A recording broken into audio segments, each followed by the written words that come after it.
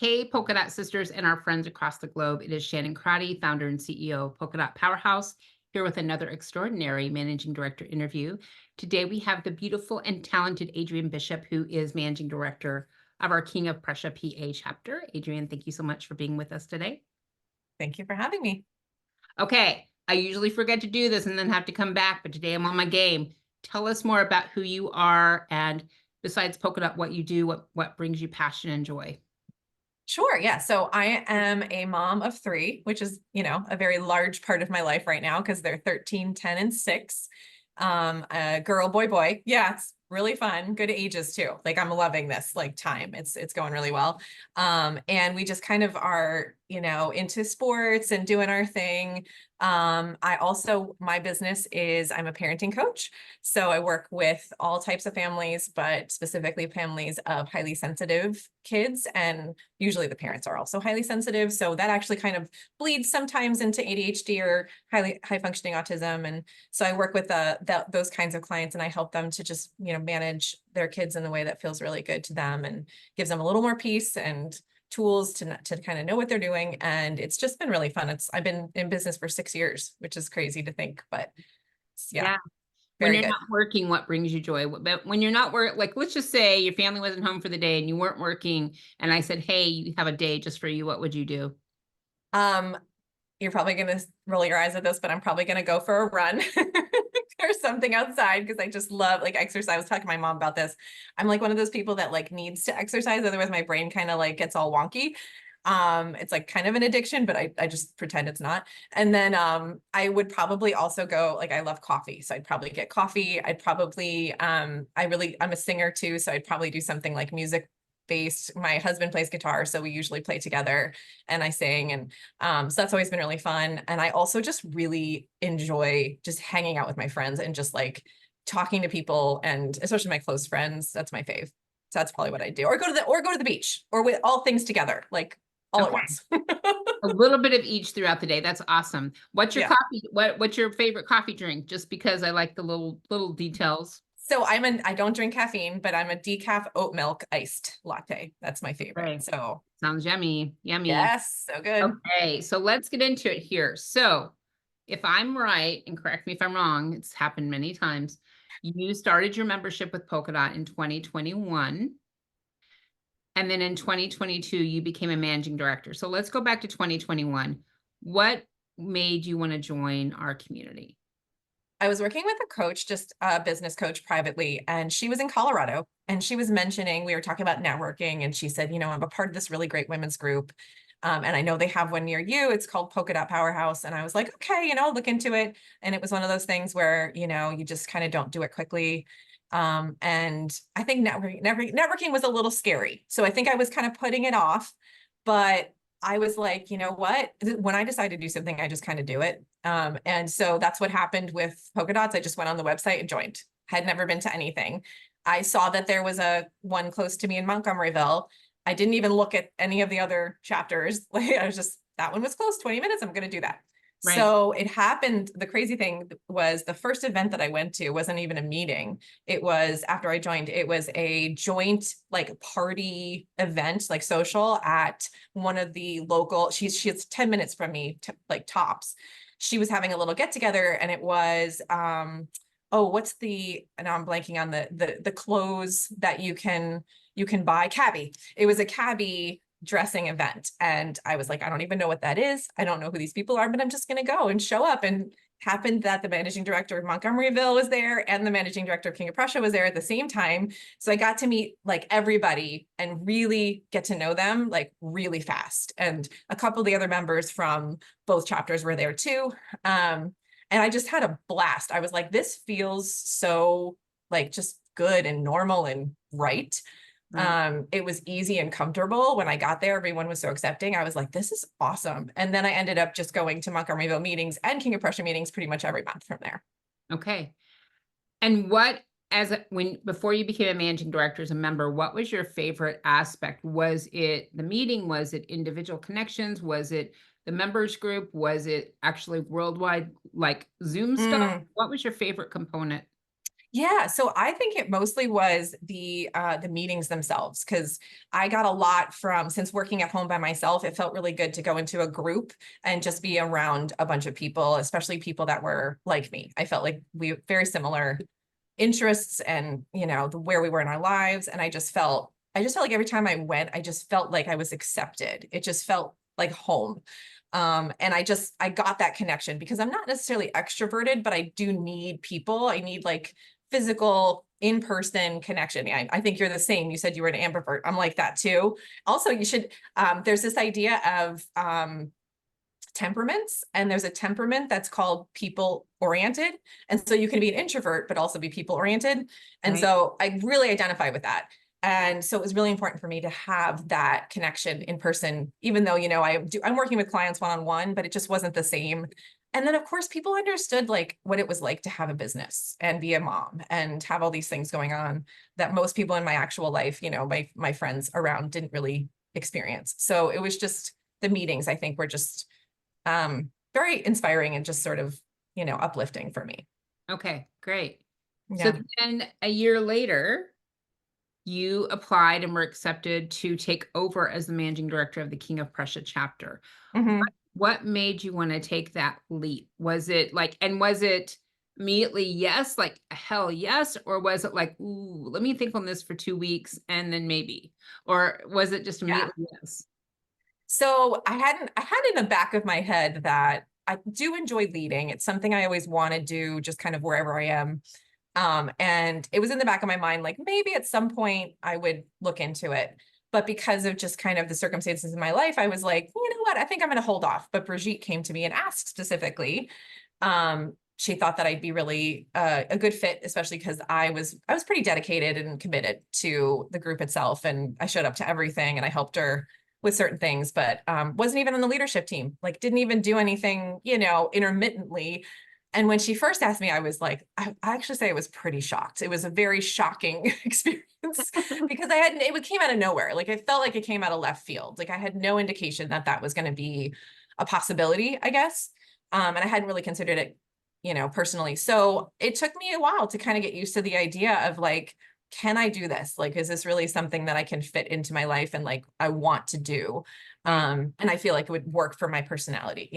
right. Um, and so it took me a little while, and I remember feeling like, okay, it's going to be a shift, and it might be a little bit overwhelming, but I kind of, I usually just go for it most of the time. If it shows up in my life, I kind of believe that there's a reason. So Right.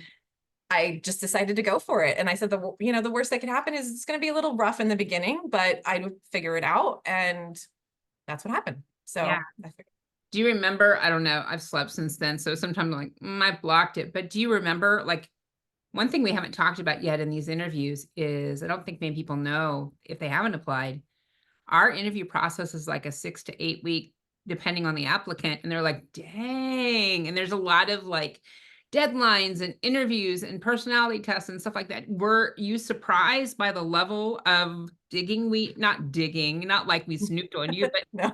digging into your why and about Oh yeah. you're going to be a good fit for this? I was very, very surprised. Yes. I don't even think I've had an interview process like that for a job. Like, it was even more intense than that. And I think my process ended up being almost 4 months. I'm not sure why, but it was from, I think in April I applied, and then I ended up as October, I think, was my first meeting. So it was a really, good chunk of time. Right. And I was like, oh, we're doing stuff. Like, we're really getting into it. We're not just sort of talking about it. We're Right. actually experiencing it and Yeah. getting in there and, doing the nitty gritty work. And actually, it was one of those things that it helped in a way, because then it was something that I kind of expected, that when I got into the role, it was going to be similar, right? It wasn't like I was going to just go in there and think that I could just kind of, I don't know, figure it out and breeze through. It was like, oh, no, no, no. Like, there are certain things that I needed to figure out. Was I capable of it? Could I manage it before I even got in? Yeah. So I was very surprised, but I mean, personality tests, all that stuff. I love that stuff. So that was fine. And I don't remember the specifics in my head. I wanted to say it was because Brigitte was stepping down at a certain date and you're like, right? Like you were It taking was a over. weird crossover. Yeah. Yeah. Yeah, and which happens, right? But we're not gonna sweat small stuff. But we're gonna make that work. But it's also really important, we can only see what we can see, but on our end, we not only want to make sure that you are a great fit for us, but we want to make sure out of protection of the leader, the members, longevity, uh, Mhm. vision that the leader is going to find joy and happiness. And we're not, not everybody has the strength set. Like we're all built differently. And there's tons of people who this would be like a horrible position for because Mhm. they don't have influence strength, or they don't have relationship building strength. That doesn't mean there's anything wrong with them. That means Mhm. by us approving someone who's not strength in the things you need for this role,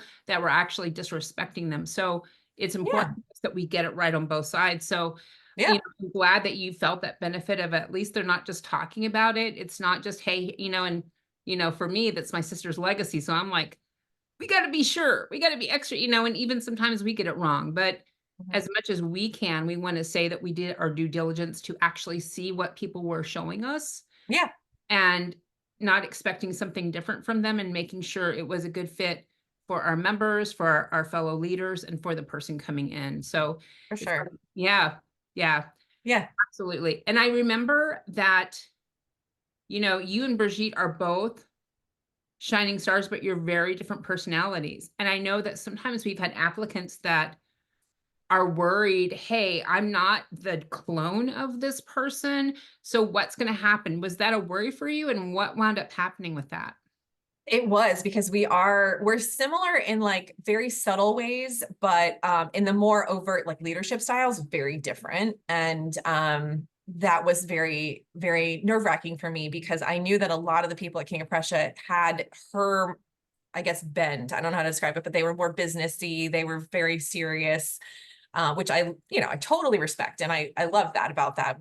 But my worry was like, I definitely am going to bring a very different vibe. I'm much more casual. I'm much more about just like having fun. Not that it wasn't fun, but like it's more about connecting and just doing your thing. And I did lose a good chunk of the members, and not necessarily because I did anything wrong or was, Mhm. making them uncomfortable. But I feel like, and also we had to change venues. It was a lot that was changing. Right. And I just think some people just didn't vibe with it. They just didn't really resonate. So, and then I ended up getting, I mean, I don't know if this is your next question. My whole membership is like, I was actually talking to somebody about this. I'm pretty sure we have like 2 or 3 from when Brigitte was there. It's very low. It might be a little more than that. I should actually probably figure it out. But the people that are currently in my membership are almost all coaches. They're almost all life coaches or some sort of version of like, that direction, Mhm. or people that are really into self-development. And so I was like, oh my gosh, this is kind of reflective of like how I feel and I love, what I love. And so I think people are just sort of, maybe attracted by that Right. situation. And I think it's been a really, really, really fun group to just be a part of and connect with. Right. I think you and I try to talk about this when someone's taking over an interview. So I don't recall, and I didn't write a note that we talked about this, but I think you and I talked about that sometimes happens when someone's taking Hmm. over because there's a lot of people, it's like, Brigitte is amazing and they're there for my girl Brigitte. And Yeah. again, it's just kind of I don't want to make this sound cold, but it's kind of a life cycle of how Yeah. people's attention span is. And I think, Yeah. because I usually tell everybody this, hey, look, sometimes it's going to feel like a gut wrenching, like, oh, they're leaving and they're leaving. But what you have to understand is they were there for Brigitte, the leader, and there's nothing wrong with them or you. It's just a matter of, okay, you're going to attract different people than Brigitte did, and some of them will stay. But that does happen on a pretty frequent Mhm. basis because Yeah. yeah, people be people in, so that's what Yeah. happens. Yeah, and there does seem to be a cycle of, in and outs anyway. Like it's not always about the shifting in leadership. But I remember when I shifted venues, it was bumpy. We had to try a bunch of different things. I did a buffet that didn't work. We moved to like regular food, and the food is it's Latin food, so it's not necessarily like everybody loves it, which doesn't feel like a big part of the meeting to me, but for some people it was. It was a big part of the meeting, the way that things were running, with just logistics bothered this one woman. And I remember her saying, I really hate this place and I don't want to come back. And I was just like, oh my gosh, wow. Okay. And that was the first one that just kind of, Right. obviously moved on from the chapter. And that was tough. That was really tough because I was like questioning myself. Am I Right. doing the right thing? Am I in the right place? Is this the right venue? And then I have people now that are like, oh, I love this place. I love how casual it is. I love how, all these things about it that they absolutely love. So I get a lot of really positive feedback Right. now. But it's like sometimes in the beginning, it's so bumpy. It's just really lots of things you got to figure out and change and shift. And you lose people in in that space, and it's okay.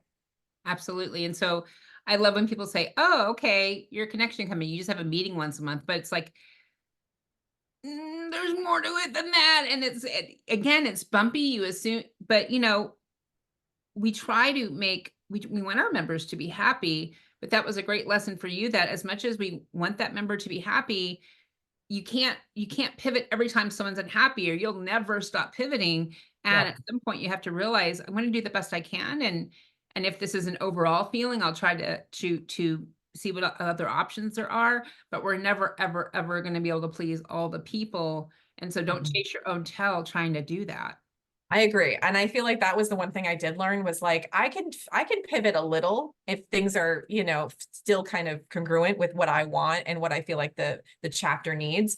Right. But in general, it was more about like the overall feel and how like the fact that the venue did not have a minimum payment was incredibly important. So I didn't have to charge somebody a fee if they couldn't show the last minute. And Right. as someone that owns a business and has kids, like you don't want to have that over your head. So like that was really priority for me. And some people that's not priority for. Like they're fine paying extra money, but it's just little things like that. You just have to make a decision and just kind of be like, this is what I'm going for. And some people are not going to like it, but I have to be confident in it. Right. And so that was a huge lesson for me, just kind of making those firm decisions. Yeah. Sometimes managing directors like, oh, I'll get people to join and I'll run a meeting. And it sounds so easy on the front end. And then they get in it, like you said, it's a bit bumpy. I think it comes to matter of trusting the process, trusting yourself, knowing if you're leading with vulnerability, integrity, and leading with the vision of who Polka Dot is and Yep. how you're spinning things. So like you could have heard, because not necessarily Polka Dot leaders, but I hear this sometimes. You could have heard from that one member that I like this place. And then you could have like started conversations with, I know not everybody's happy here, but well, it's like, don't put the thought in the head if it's not there. Like, don't people are very open to suggestions. And so, Yeah. and again, we talk in Polka Dot about not having no drama. Drama's always happening, but how are we reacting? How are we spinning it? So the fact that it sounds like at least you spun it in, this is where we are, we're going to be able to do this and that. Like it's again, not everybody's going to be happy, but you're Yeah. spinning it in a way that people can find the positivity, so they can Yeah. find, they probably are going to find a way to embrace that. Yeah, exactly. Yeah, I really agree with that. And it was one of those things where it was one of those moments of I have to really let this sort of like water off a duck's back. I have to just kind of let it kind of flow over me. Which is a lot of the lessons I learned this year was like, when to take feedback and when to sort of just kind of let it, roll off my back and just move forward. Right. Because it happens a lot. And I was open to it. I even said, hey, this is a new chapter. This is a new venue, not new chapter, but a new chapter of the chapter, a new venue. So if you guys have feedback, if you have anything you'd like to tell me, like I'm open to it. And it was almost nobody was saying anything negative, in general, right? Even when I did open it up. So I was like, what, I think we're okay. Like I'm not gonna make a big thing of it. It's gonna blow over. So, and it did. Absolutely. Yeah, Yeah. it's everything looks easy until you're doing it. And Mhm. everything, looking back, you're like, whoo, it's much easier now that I'm over the hurdle of the Yeah. learning process of the initial change. People aren't crazy about change. So even the fact that there is a change in leader will cause some people, it'll trigger that tendency to complain or find fault or find something negative. And so I think going into that with that mindset of I should expect this because people are amazing, but they also still are people. Yeah. And I'm going to trust the process. I'm going to push through. I'm going to lead with vision and all of that stuff.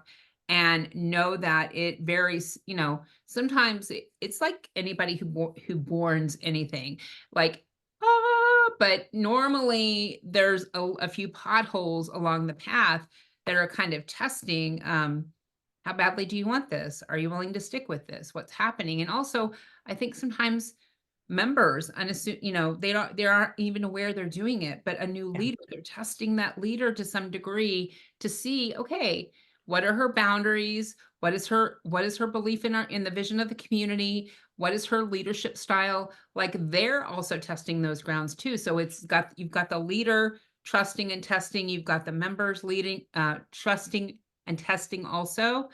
And so that's going to it's going to make it like where there's going to be challenges, and challenges help us grow. So they don't always feel great, but they help us grow. So it's not necessarily a bad thing. No, and I mean, especially in my business, I'm on social media, right? So like I get a lot of negative feedback just because I'm out there, right? And so I had gotten used to a little bit of, okay, this is not about me. This is probably about the person that's, giving me the feedback. And just really working on not taking a lot of it personally. And it really was good to translate that over to the same situation and just focus on like, okay, well, why am I here and what do I want to develop in this chapter that is important to me? And then whoever's on board can just, we'll just be there. And that kind of is what happened. It was pretty cool. Yeah, absolutely. I want to go back to something you said. So you said I've always been a leader. I'm assuming that you didn't come out of the womb a leader. Was that something like your natural strength set, or was there a moment or a incident that was like a shining light that I'm a leader and this is how you lead? Or what was that process like for you to learn? Yeah, that's a really good question because if I look back on my school days, like, pre-senior year of high school, I would not have called myself a leader, right? This was a very difficult time for me to own my own identity. It took me a longer time, I think, than some people, but maybe not. I don't know.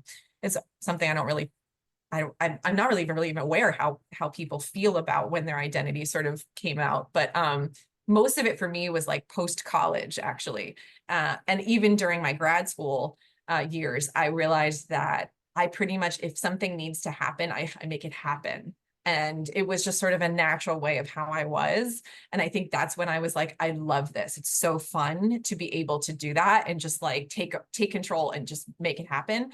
Right. And I don't think I really like owned the leadership kind of, I guess, label till probably I was in my 30s. I mean, it took me I felt like it took me a long time to just be like, this is okay for me to be this way, because I mean, there's a lot of societal reasons why we don't really own that. And I think that's one of the things it was difficult for me, was like, hey, like naturally, this is how you are, even though it really wasn't something that you felt okay bringing out for years and years and years. And so once I realized it, it was something that really made me happy. And so that was the biggest, catalyst for me wanting to do more of it and just kind of owning that as like, okay, I think this is part of my personality and it makes me feel energized.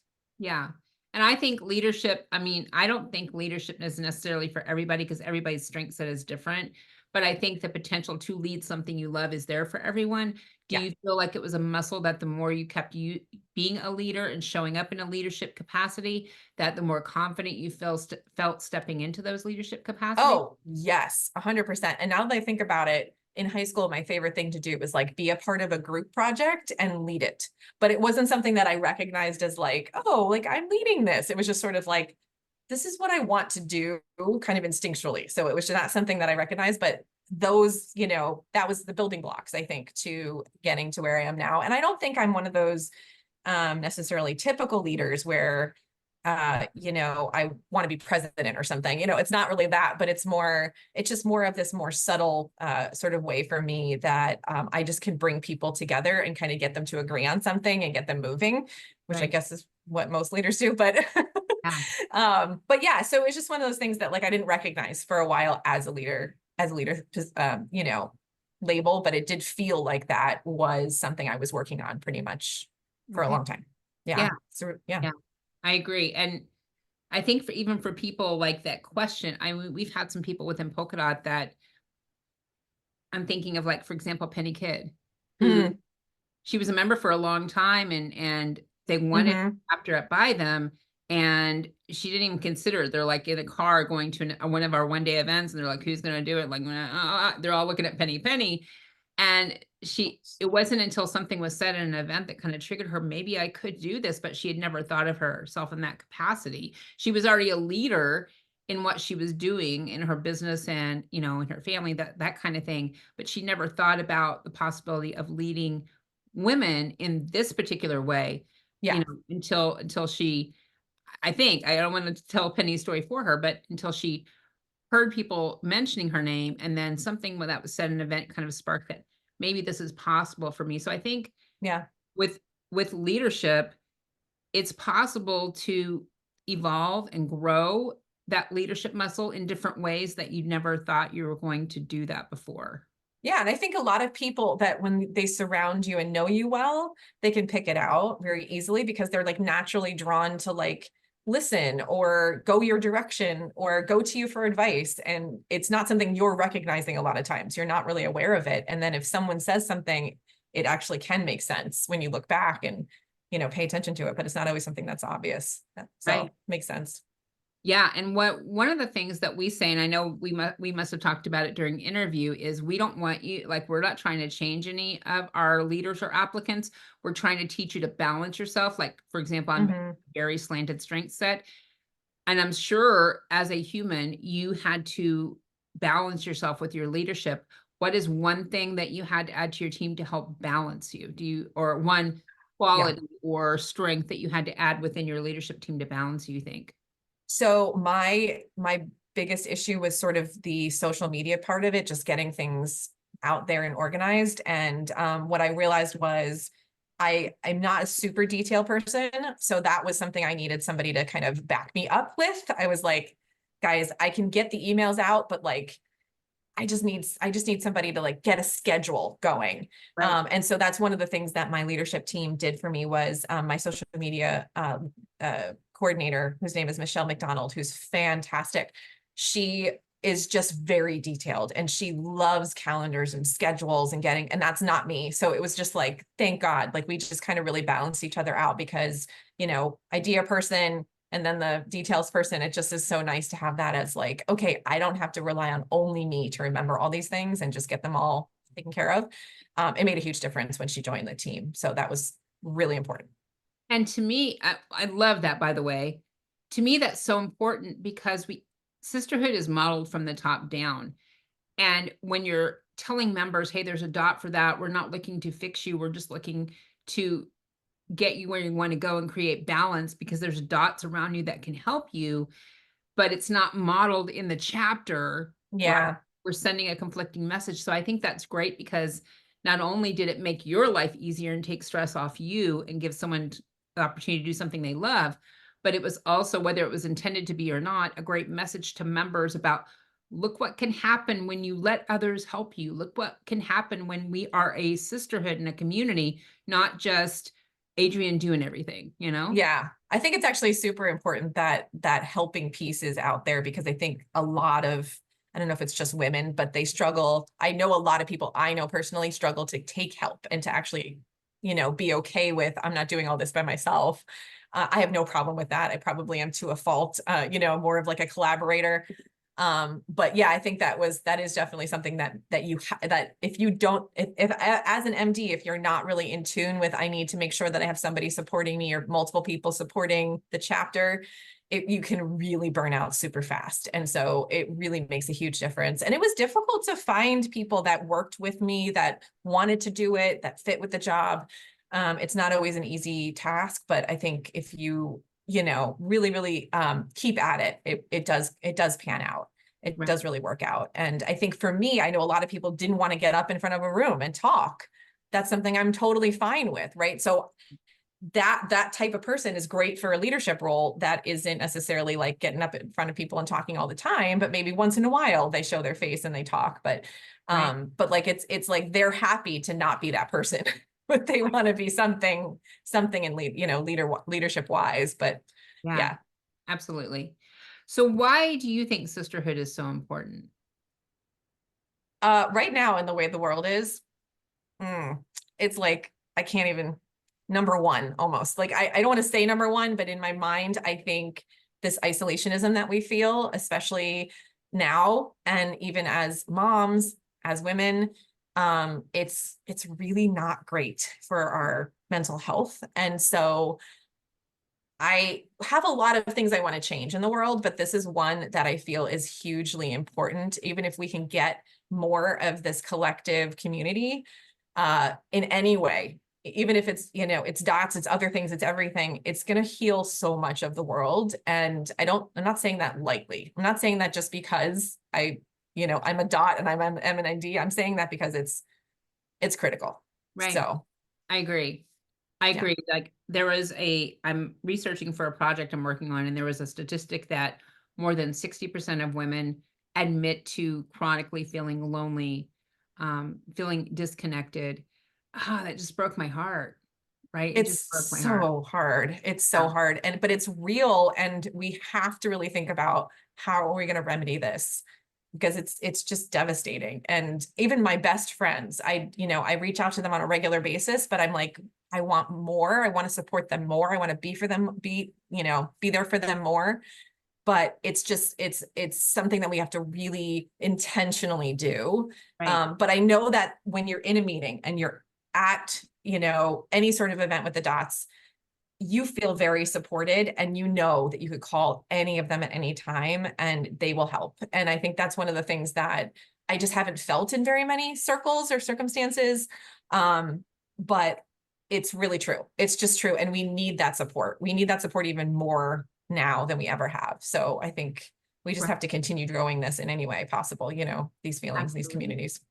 So Absolutely. I think it's way easier to do scary things, which life is full of scary things when you know you have a safety net, right? mhm. Way easier to go do something on heights or scary when there's a safety net, and community can provide Mhm. that feeling and be that safety net for you, that, you know, at least if we all fall down and we have to get back up, and things are challenging and frustrating. And when you know you have a safety net of people who are there to support you, at least what I've found is that it makes it so much more comforting, and it kind of triggers Yeah. that courage a little bit Oh more to yeah. go, what's the worst case scenario? I fail. At least I have you know, I have my friends, I have my dot sisters, I have all Yeah. of that. Yeah. I think you know, I Yeah. think it's paramount to getting to where we want Yeah. to go. Especially now, I feel like a lot of the friends I have very little family to support them, Right. for one reason or another, that we need to kind of, you know, find people to replace that, sadly. And I think that that's very difficult. It's incredibly hard to find people that are going to just be there for you unconditionally, clearly. That's really difficult. But I think that's one of the reasons why this is even more important now. It's just like families are just not necessarily supporting each other like they used to. Right. And it's really sad, but you know, I think that if we can provide any of that for the dot sisters, like I'm super happy that Yeah, that's I the way it agree. seems to be. Is there anything about polka dot like you don't think people necessarily get that you'd like them to know?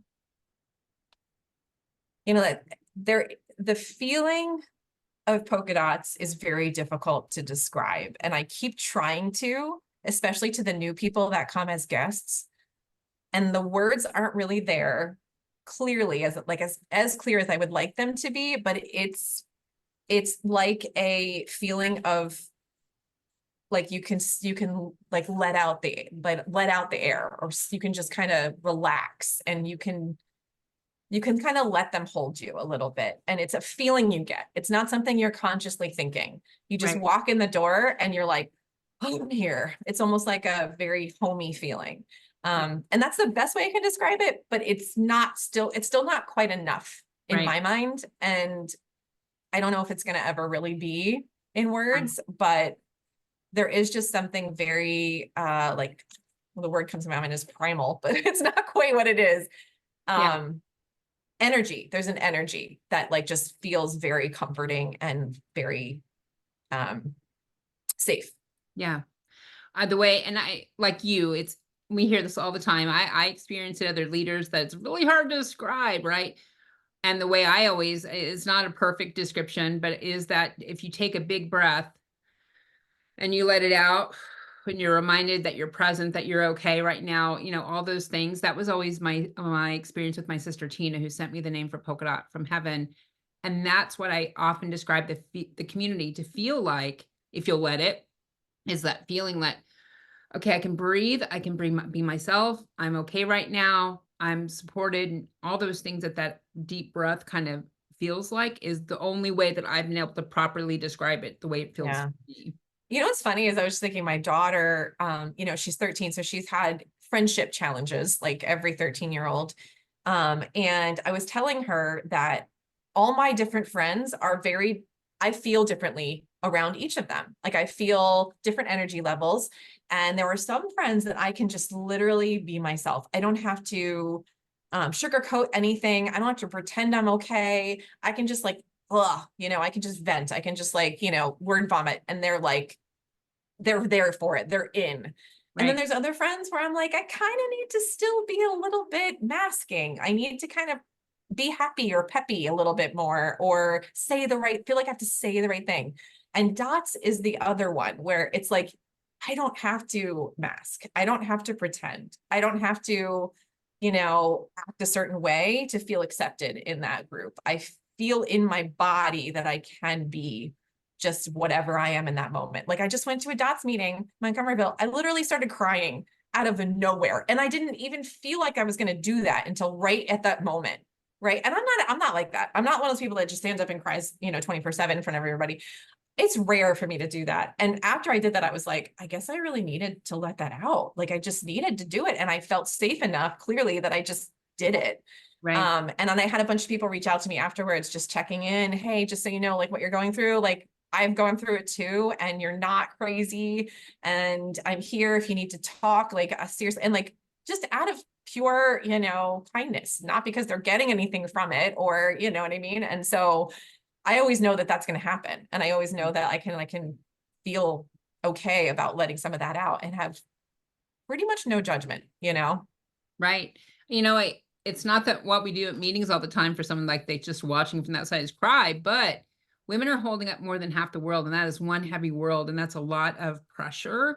And sometimes when you get around people that have your back, that that you can trust and do that deep breath, and it just comes Yeah, because you've been yeah, holding it, you've been using it to yeah. hold the world up, and when you have that moment just to relax, like it just Yeah, happens. just comes out. It just comes Yeah. out. But that's what we need. We really need that. And so I'm just so grateful that I have people I can do that with. Well, we're really grateful that you're a part of our community. It is an Thanks, Shannon. honor to call you our dot sister. Thank you. Well, thank you for So, starting it. oh, it's my pleasure. I'm really blessed to be a part of the community. I'm really lucky the idea was sent and it was a good idea, and it's Hmm. in a community that's changed my life too. All right. So we've gone over like our normal time, but we're having such a good conversation. I'm like, let's keep going. Um, but I know that people might be like, hey, I want to talk to Adrienne more, or I want to find out about her Yeah. company, whatever. Where can people, we'll put it in the description as well, but where can people find you? So the two best places would be Instagram, and that's my handle is Adrienne Bishop Coaching, Adrienne. It's a little difficult to spell. And then my website is the same, adriennebishopcoaching.com. So you can just, if you want to, my email is everywhere on those two things. And if you want to just connect and just say hi and just talk, I'm happy to do that. You can just email me. And if you want to talk more about what I do, I'm happy to do that too. But yeah, those are the best places. Awesome. And to find in Polka Dot, go to the website and look under the directory. Is that the best way to do it, and contact you through that means? For sure. Yeah, definitely. I'm on there and should be up to date and everything's there. So 100%. I will get back to you. Awesome. Thank you so much for this great talk today. I could have kept talking like all day, but I know we both have other things to do. Like I said, it's an honor to have you as a dot sister, and I appreciate it. Thank you. It was fun to talk. Thanks so much, Shannon. Thank you. And we will be back soon with another managing director interview. Until then, find joy, stay connected, and know that we love you. All right. Bye-bye.